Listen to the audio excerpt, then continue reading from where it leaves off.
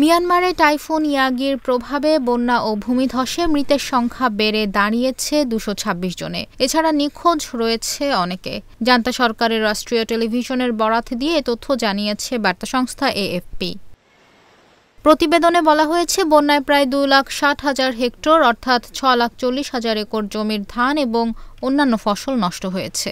বন্যার কারণে ৩,২০,০০০-এর বেশি মানুষকে নিরাপদ আশ্রয়ে যেতে হয়েছে।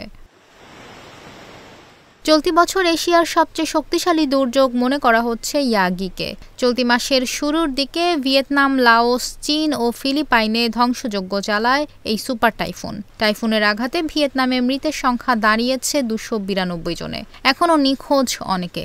এছাড়া ২,৩০,০০০-এর বেশি বাড়িঘর ক্ষতিগ্রস্ত হয়েছে, নষ্ট হয়ে গেছে ২,৮০,০০০ হেক্টর জমির ফসল। টাইফুনটি উত্তর ভিয়েতনামে প্রবেশ করার পর একটি গ্রীষ্মমণ্ডলীয় নিম্নচাপে পরিণত হয়। তবে এর প্রভাবে দক্ষিণ পূর্ব এশিয়া জুড়ে প্রবল বৃষ্টিপাত ও ভূমিধস অব্যাহত রয়েছে।